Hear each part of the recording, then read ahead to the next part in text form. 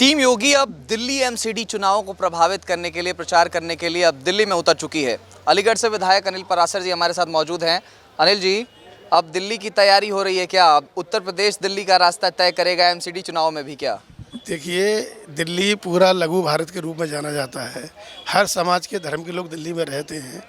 अब क्योंकि एनसीआर का नज़दीक पार्ट दिल्ली है, तो एनसीआर के कार्यकर्ताओं की भूमिका और भी ज़्यादा नज़दीकी के नाते, सामाजिक संबंधों के नाते, भौगोलिक संबंध के नाते बढ़ जाती है। और जिम्मेदारी को निर्वहन जो हमने पार्टी ने जिम्मेदारी हमारे ऊपर दी है, उसका निर्वहन करेंगे और करते रहें सदा। चुनाव में हर व्यक्ति की सहभागिता होनी चाहिए, उस नाते मेरी भी कार्यकर्ता के नाते सहभागिता इस चुनाव में रहेगी। और जो जिम्मेदारी मिली है उसको जिम्मेदारी भारी फतेह में, भारी विजयी श्री के साथ हम लोग एमसीडी चुनाव को जीतेंगे।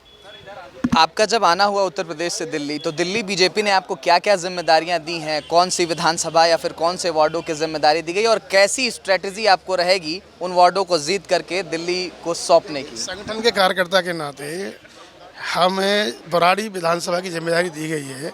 5 वार्ड हैं वहाँ पर। हम 5 वार्डों को, उत्तर पूर्वी लोकसभा के सभी वार्डों को हम निश्चित रूप से जीतने जा रहे हैं और भारी बहुमत के साथ पूरी एमसीडी को, दिल्ली को जीतेंगे।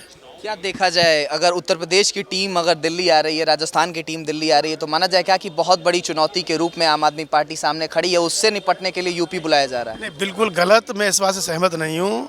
हर चुनाव में भाजपा का कार्यकर्ता लगता है और एक भारतीय जनता पार्टी की कार्यशैली रही है, उस कार्यशैली का हिस्सा रहा है। एक क्षेत्र के नाते, संपर्क के नाते, भौगोलिक समीकरण के नाते, ऑर्गेनाइजेशन के वर्कर के नाते हम सब की जिम्मेदारी बनती है कि हम सब लोग एक दूसरे का सहयोग। दिल्ली के कार्यकर्ता यूपी में जाते हैं, पूरे देश के कार्यकर्ता दिल्ली में आते हैं, तो ये सब एक पारस्परिक काम है और ये संगठन के नाते चलता रहता है। उत्तर प्रदेश के टीम के सारे प्लेयर, यानी बीजेपी टीम के सारे प्लेयर तो दिल्ली आ गए। लगभग 31 विधायकों की सूची आ चुकी है कि वो दिल्ली आएंगे।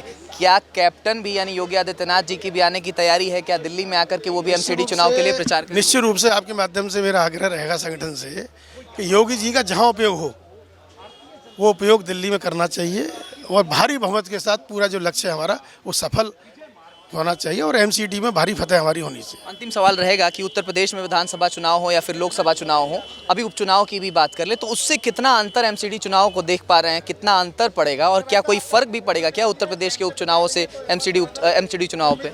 देखिए, एनसीआर और दिल्ली में बहुत ज़्यादा डिफरेंस नहीं है। जो एक आवश्यकता है वो एनसीआर की आवश्यकता, दिल्ली की आवश्यकता सेम आवश्यकता है और वो आवश्यकता को पूरी करने में एमसीडी ने सदैव अपने कर्तव्य का पालन किया है। पिछले 15 सालों से आप देख रहे होंगे लगातार जनता की मूलभूत सुविधाओं को लेकर, जनता के कल्याण को लेकर एमसीडी सदैव जागरूक रहा है।